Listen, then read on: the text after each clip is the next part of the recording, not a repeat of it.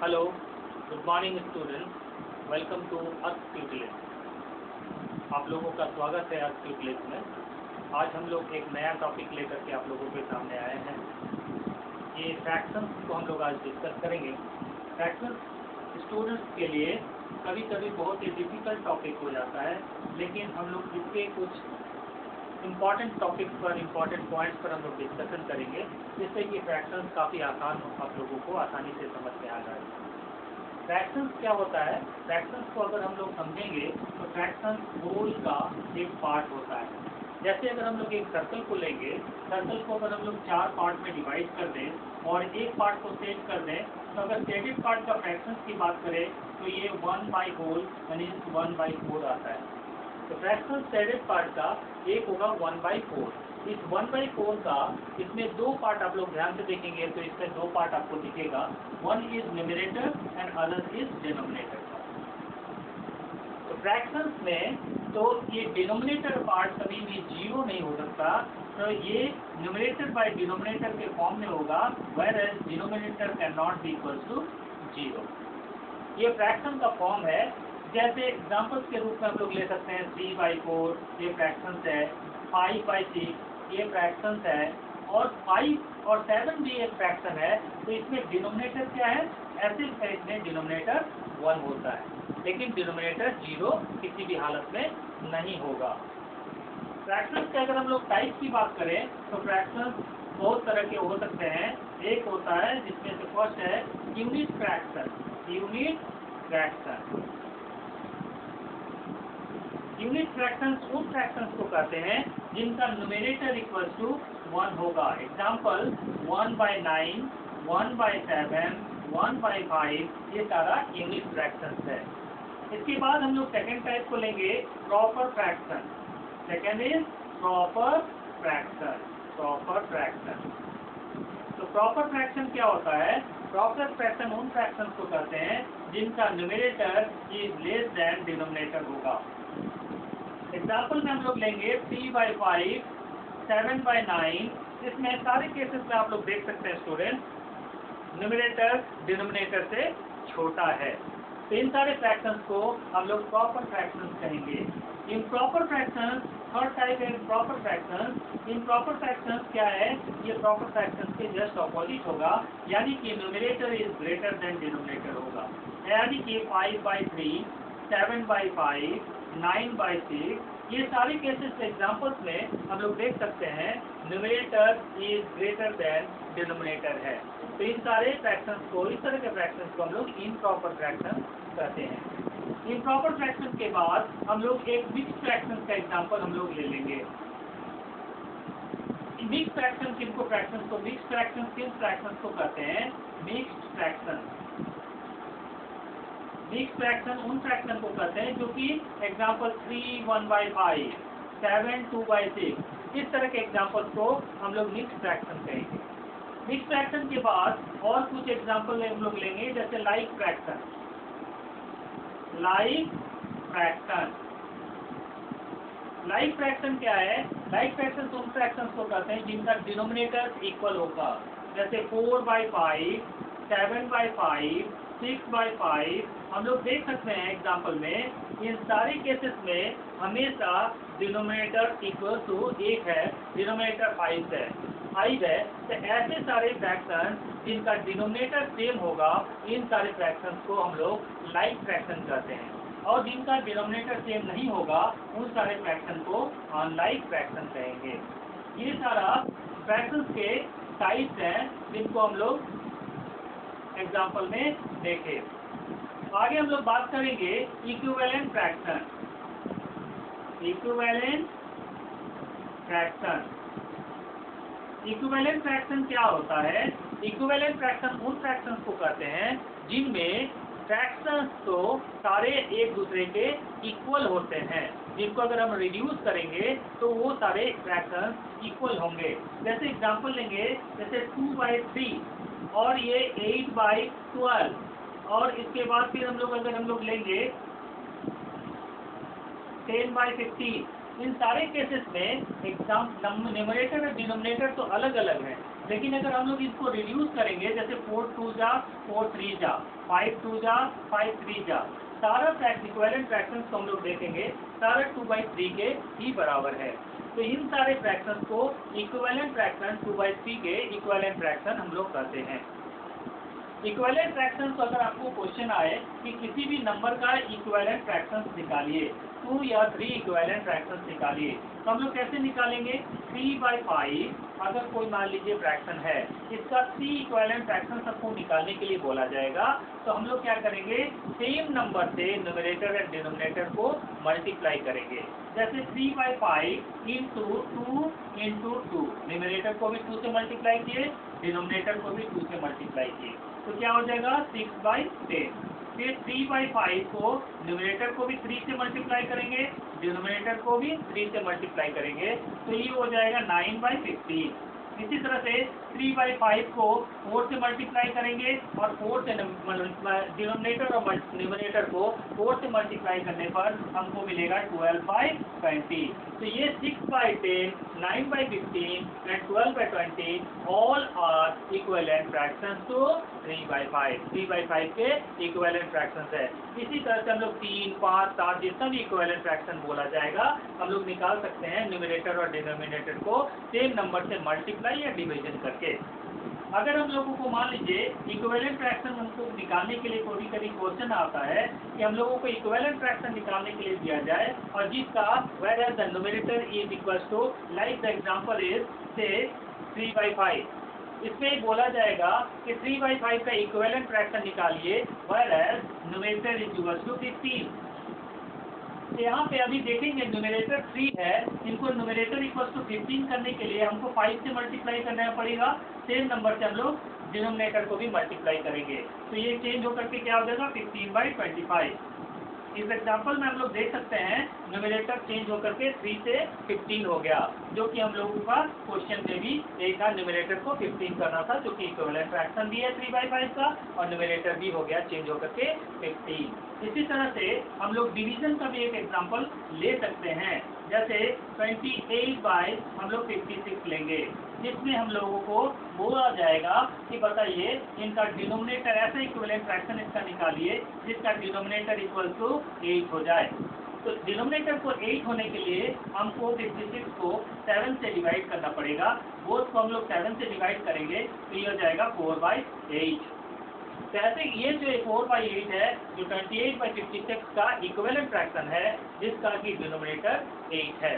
तो मेरे ख्याल से आपको ये समझ में आ गया होगा कि इक्विवेलेंट फ्रैक्शन निकालते कैसे हैं, डिजायर्ड इक्विवेलेंट फ्रैक्शन हम लोगों को कैसे मिलता है। इक्विवेलेंट फ्रैक्शंस बनने के बाद हम लोग इक्विवेलेंट फ्रैक्शंस के कुछ दूसरे टॉपिक पर बात करेंगे। दो फ्रैक्शन, अगर मान लीजिए दो फ्रैक्शन है 3/5 और दूसरा फ्रैक्शन है 6/7, अब इनको अगर कंपेयर करना होगा, दो फ्रैक्शन को हम लोग कंपेयर कैसे करते हैं? कंपेयर करने का मतलब होता है कौन सा fraction is larger than the other one, कौन सा फ्रैक्शन दूसरे फ्रैक्शन से बड़ा है या छोटा है। इसको हम लोग फाइंड आउट करने के लिए हम लोग एक का न्यूमरेटर से दूसरे के डिनोमिनेटर को मल्टीप्लाई करते हैं। 3/7 is equal to 21 and 6/5 is equal to 30। हम लोगों को जिसकी फ्रैक्शंस का, जिसमें मल्टीप्लिकेशन में हम लोगों का ज़्यादा नंबर आएगा, उसका जो न्यूमरेटर होगा वो फ्रैक्शन को हम लोग बड़ा मानेंगे। जैसे 6 × 5 को मल्टीप्लाई किए तो 30 आया, विच इज लार्जर देन 3 × 7 21। तो देयरफॉर ये तुम्हारा 6 तुम्हारा न्यूमरेटर था, तो ये 6/7 हमारा लार्जर फ्रैक्शन होगा। तो इस तरह से हम लोग दो फ्रैक्शन को कंपेयर कर सकते हैं कि कौन सा फ्रैक्शन बड़ा होगा और कौन सा फ्रैक्शन छोटा होगा। इसी के बेसिस पर हम लोग भी फ्रैक्शंस को असेंडिंग ऑर्डर और डिसेंडिंग ऑर्डर में भी ऑर्गेनाइज कर सकते हैं, चेंज कर सकते हैं, लेकिन उसको हम लोगों को एक तरीके से करना होगा। 3/5, 7/10 और से 6/15। ऐसे इन तीनों नंबर को असेंडिंग ऑर्डर में आप लोगों को अरेंज करने के लिए सबसे पहले हम लोगों को अगर एलसीएम निकालना पड़ेगा, एलसीएम ऑफ 5, 10 एंड 15। इन तीनों का एलसीएम क्या होगा? 5, 10 और 15 का एलसीएम लेंगे, 5 से 5, 1, 5 2 5 3। तो ये हो जाएगा 5 2 10 into 3 30, 5 into 2 into 3 is equal to 30। तो एलसीएम कितना हो गया 30। ये जो एलसीएम आया 30, डिनोमिनेटर को एलसीएम के इक्विवेलेंट करना होगा। LCM is equal to denominator. LCM equal to denominator कैसे होगा? ये आपका 3/5 है, इसको हम लोग 30 करने के लिए 6 से मल्टीप्लाई करेंगे। सेम नंबर से हम लोग न्यूमरेटर को भी मल्टीप्लाई करेंगे। तो ये हो जाएगा 18/30। Second number is 7/10। 7/10 डिनोमिनेटर 10 है, इनको अगर हमको 30 करना होगा, इनको 3 से मल्टीप्लाई करेंगे। तो ये हो जाएगा 21/30। Third one is 6/15। इसको हम लोग को 15 डिनोमिनेटर है, इसको एलसीएम के बराबर 30 करने के लिए 2 से मल्टीप्लाई करना पड़ेगा। न्यूमरेटर को भी 2 से मल्टीप्लाई करेंगे। Will get 12/30, 12/30। तो इनको अब हमारे पास जो नंबर आया वो हो गया क्या हो करके चेंज हो करके 18/30, 21/30 और 12/30। अब हम लोग जिन भी फ्रैक्शंस का अगर मान लीजिए लाइक फ्रैक्शन में अगर चेंज हो गया, तो लाइक फ्रैक्शन में चेंज होने का मतलब है डिनोमिनेटर इक्वल होना। अगर कोई लाइक फ्रैक्शन में न्यूमरेटर का जो छोटा होगा वो फ्रैक्शन सबसे छोटा होता है। इसीलिए 12/30 is smaller than 18/30 and it is smaller than 21/30। इस तरह से हम लोग असेंडिंग ऑर्डर और डिसेंडिंग ऑर्डर में अरेंज कर सकते हैं। फ्रैक्शंस का बेसिक समझने के बाद अब हम लोगों को समझना होगा कि फ्रैक्शंस को हम लोग ऐड कैसे करते हैं, सब्ट्रैक्ट कैसे करते हैं, मल्टीप्लाई कैसे करते हैं और डिवाइड कैसे करते हैं। फ्रैक्शंस के बेसिक आइडिया लेने के बाद हम लोग एडिशन को देखेंगे। जैसे मान लीजिए 4/5 प्लस 7/5। इस तरह से अगर लाइक फ्रैक्शन होगा और हम लोगों को ऐड या सब्ट्रैक्ट करना होगा तो हम लोग बहुत आसानी से 5 और 5 का एलसीएम 5 होता है और ऊपर के न्यूमरेटर को हम लोग ऐड कर देंगे। इस केस में जब हमारे पास लाइक फ्रैक्शन होगा यानी कि डिनोमिनेटर सेम होगा, तो ऐसी हालत में हम लोग दोनों डिनोमिनेटर का एलसीएम सेम होगा 5 और 5 का एलसीएम 5 होगा और न्यूमरेटर को हम लोग ऐड कर देते हैं। तो आंसर विल बी 11/5। लेकिन डिफिकल्टी और परेशानी बच्चे स्टूडेंट्स को उस समय हो जाता है जब कि डिनोमिनेटर अलग अलग होगा यानी कि अनलाइक फ्रैक्शन होगा। जैसे 3/5 और मान लीजिए प्लस 7 से 9 और 7/15। In this case, यहाँ पे denominator in first case denominator is 5 and in the second case denominator is 15. In this case, we'll find हम लोग सबसे पहले LCM निकालेंगे डिनोमिनेटर का, LCM ऑफ डिनोमिनेटर यानी कि 5 and 15। 5 और 15 का LCM क्या होगा? 5 1 जा 5, 5 3 जा, यानी कि 5 into 3 is equal to 15। तो इनका एलसीएम क्या निकला? 15 निकला। अब सेम इनको लाइक फ्रैक्शन या अनलाइक फ्रैक्शन को हम लोगों को चेंज करना होगा लाइक फ्रैक्शन में। तो लाइक फ्रैक्शन में कैसे चेंज करेंगे? 3/5, ये 5 को 15 करने के लिए 3 से मल्टीप्लाई करेंगे, सेम नंबर से न्यूमरेटर को भी मल्टीप्लाई करेंगे। बीच में साइन प्लस साइन था या माइनस सब्ट्रैक्शन के केस में माइनस साइन होगा। इसी केस में सेकेंड है 15, तो 15 को 1 से मल्टीप्लाई करेंगे, 7 को भी 1 से मल्टीप्लाई करेंगे। इसके बाद हम लोग इसको मल्टीप्लाई करेंगे 9/15 और प्लस 7/15। अब देख लेंगे हम लोग इस केस में ये 9/15 और 7/15 यानी कि ये एक लाइक फ्रैक्शन में चेंज हो गया। 9/15 प्लस 7/15। अब हम लोग बहुत आसानी से इनको ऐड कर सकते हैं। प्रीवियस एग्जाम्पल के को अगर देखते याद होगा तो उसके बेसिस पर ये 15 और 15 का एलसीएम 15 हो गया और न्यूमरेटर को हम लोग सिंपली ऐड कर देते हैं, तो हम लोगों को मिलेगा 16/15। इस तरह से हम लोग दो फ्रैक्शंस को ऐड करते हैं या दो फ्रैक्शंस को सब्ट्रैक्ट करते हैं।